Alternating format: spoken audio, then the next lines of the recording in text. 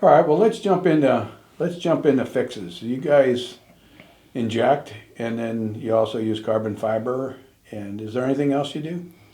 That's predominantly it. That's pretty much our niche. It is. Okay. But the thing is, there's misnomer. A lot of people see the terms, particularly on inspection reports, an epoxy injection. And the truth of the matter is the epoxy is used on every injection in that it holds the ports on the wall, which allows us to inject. But its purpose there is just to hold the injection in the wall. Ergo, it depends on what you're injecting. And I would say that 85%, if not 90% of all injections are polyurethane, which is an expansive product.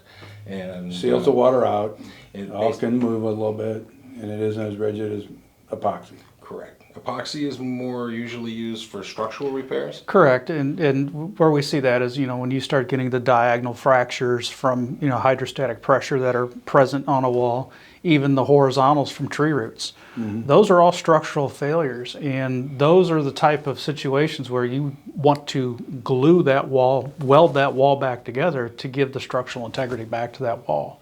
So, okay, so all that, when does it become necessary to use the carbon fiber?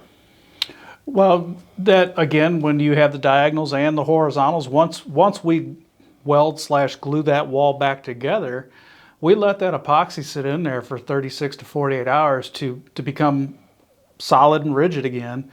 We come back, we remove the injection ports and smooth that out again, and then we come back in with our carbon fiber, and we actually have two versions of carbon fiber we can use. We have 150 gram and we have 300 grams. So depending on the complexity of the fracture, we have the availability of picking what carbon fiber we want to use for that situation to reinforce those walls and secure the wall again. And actually, once we're done, that wall is now the strongest wall in that house.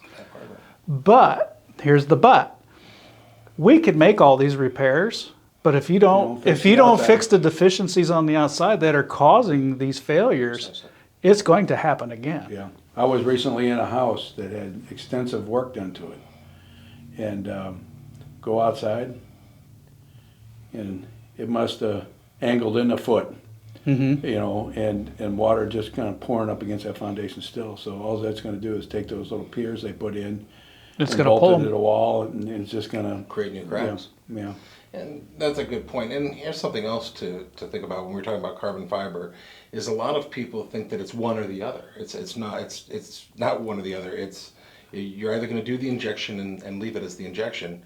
If you're going to use carbon fiber, then you remove the ports on that injection and put the carbon fiber. It's not one or the other. It's either So one you or seal the crack, then reinforce the Yes, wall. sir. Exactly. Okay. Exactly. All right. Well, that about wraps it up on what I wanted to know. Like it, share it, follow us.